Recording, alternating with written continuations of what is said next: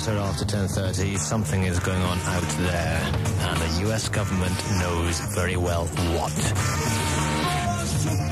Nicky Campbell, Into the Night. Well, it's on nights like this that we look up into the stars, or look up into the starless, cloudy sky and think, are we alone? My special guest is Bob Oeschler, investigations analyst, ex of NASA, and Bob has an extraordinary story which he's about to tell about aliens and alien craft and governmental cover-ups. Bob, how long were you with NASA? I was with NASA in the mid-'70s, working on several projects, including the Apollo-Soyuz test project. I worked on the docking collar that mated the two craft.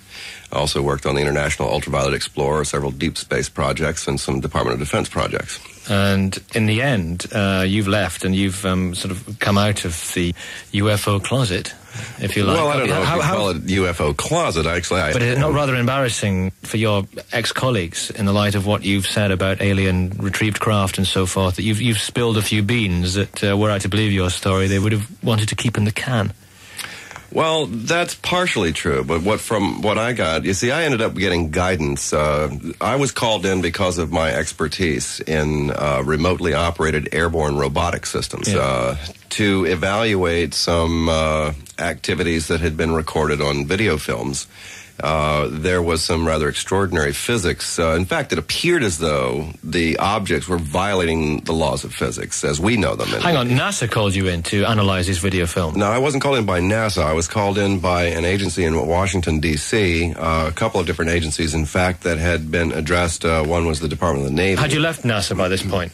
Yes, I had. Right. And I was asked to utilize the facilities of the NASA facility at Goddard Space Flight Center to review some of the video films that had been recorded recently. By whom? Actually, the first one was recorded by a custom builder who happened to see an object flying around behind the high school, behind his home in this little town of 5,000 people down in the northwest panhandle of Florida. And I had the opportunity to spend a good bit of time, 5 months, in fact, doing an analysis at the Goddard Space Flight Center in Greenbelt, Maryland. Courtesy of NASA? Yes. They gave me the operational facilities there to use for the analysis process. So they're not greatly embarrassed by the fact that you're looking into alien life forms and so forth? Well, no. Well, they didn't really know what it was. In fact, they probably were hoping that I was going to be able to discover that this was some kind of a hoax, that, somebody had made a radio-controlled model or something like that. But that's not what you discovered? No, in fact, an optical physicist with the Navy was the one that really initiated the interest in getting an analysis done, because he was observing some things that he couldn't quite explain. So I got involved in the project, and extraordinarily enough, we were able to determine that there was absolutely no possible way this could have been a model flying around. This thing was exhibiting capabilities of extraordinary direction reversals at slow speed, but with no deceleration or acceleration. How did NASA react to your findings? Your investigation? They didn't have a reaction. There was never any official reaction. They were just more or less bystanders and interested in the results. Mm-hmm. What we later discovered is that as a result of that, I had sought guidance from the highest levels of the United States intelligence community, in particular Admiral Bobby Ray Inman, who was the head of the National Security Agency, Deputy Director at CIA, a host of other top intelligence posts, and a technologist. And so there was a sort of a camaraderie just established from that. He had informed me in a documented recorded telephone conversation, inadvertently recorded actually, that the United States government had possession of extraordinary hardware in operational condition that was of non-human origin and manufacture. Of course, the popular term is UFO. And you've seen them? I have indeed. We're going to find out about that in a couple of minutes. I'm going to play a record first. Here's David Bowie, Loving the Alien. Oeschler is with me, ex of NASA investigations analyst. We've got to the point, Bob, in your story, and you're only in the UK on a flying visit. You came on a plane, not a UFO. Right, we had to leave the disc in the shop. Had to, time to change the oil every 55,000 miles. But you're deadly serious. This isn't a wind-up, is it? This isn't a hoax. Right. You're going to come to some of the technology of it later on, and it's absolutely riveting. You've seen, you say, retrieved craft. What was the expression you used? Hardware. Operational hardware, right. You've seen this. In whose possession was it? I've seen it in both situations. I've seen it where they were being piloted and guided by presumably non-human pilots. They clearly were not remotely operated vehicles. So, have you seen it in U.S. governmental care? Yes. And I've talked to a number of test pilots who have worked on the projects and test flight programs, worked with what you might call mechanics, who are actually physicists, who worked on propulsion systems related to the vehicles. And they report some rather extraordinary findings. How close did you get to one of these things? I've been within about 200 feet. Is about the closest I've been to it. Why no closer to Well, it? in the case of vehicles that were operated by non-humans, it was surprising that I was able to get that close, because I certainly didn't have any control of that situation. And in the case of U.S. military and intelligence, due to a variety of security and safety restrictions, really. Were they not extremely guarded about this operational craft, even given the fact that you were an official in certain ways? Were they not extremely guarded and nervous that anyone was seeing it beyond a chosen few? Well, again, we do have it on record that these issues are covered under national secrecy laws. However, there's somewhat of a dichotomy that exists here.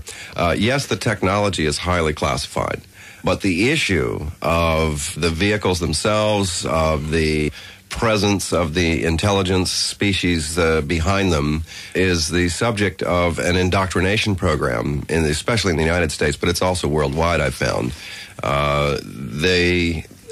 Studies had been conducted back in the very late 50s, paid for by NASA actually, is conducted at the Brookings Institution in Washington, D.C., regarding the implications of a confrontation with an extraterrestrial culture, whether or not this information should be withheld from the public, what the outcome would be. It's fairly shattering. It shatters many illusions. Well, it does shatter, moral, especially in areas of theology, ethical, the whole bit. Yeah, exactly. Especially in the economic arena is what, of course, the biggest concern was. So, as a corollary to what you're saying, why were they not extra careful that people like you didn't wander in and have a look, which you evidently did, and come over and talk about it on radio shows and television shows, which you evidently are? Well, because in effect, I end up wittingly or unwittingly playing a part in their indoctrination scheme. The idea is that in order to solve the problem of the chaos created by public disclosure, it was determined back in the late 60s that the solution to avoiding chaos was a slow, long-term indoctrination program. They got involved, the intelligence community got involved in development of films like Close Encounters of the Third Kind and E.T. So briefly, what is your role in this? Why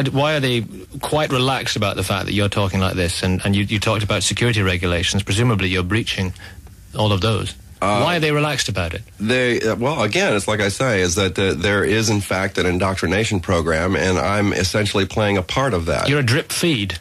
You could say that. I mean, the difference would be you can either have lunatics running about talking about aliens and extraterrestrial spacecraft without any basic background knowledge to what they're talking about and just speculating wildly, or you could have somebody who actually knows something about it, or several people who know something about it, to set the record straight and to provide that information. Right. Let's have some more music, and I'm going to find out more about this alien craft, these alien creatures, why they're here, what sort of deal is going on between them and our governments, and all sorts of other things, which I think you'll find very intriguing, with Bob Oeschler after this. So you were within 200 feet of this alien craft, Bob, which you say was a retrieved craft in operational order. What did it look like? Well, again, I don't know that I could say that it was a retrieved craft. As far as I'm aware, it just as well could have been given to us. I mean, it certainly wasn't shot down. It could have been provided. Maybe there was a barter arrangement or something. A barter arrangement. I'm going to write that down so I come back to that. Barter arrangement given, because that strikes an interesting note. What did it look like? Well, it was about a 30-foot diameter, disc-shaped craft, had a sort of a small dome around the center portion. There was protruding flanges equidistant around the outer edge. There was some kind of apparatus hanging down in the bottom. It was floating above the ground, probably at about 10 feet altitude. The tremendous amount of plasmatic light with various colors. Plasma, it's a very, very bright white lights caused by interaction of a very high electrical voltage field around the disk.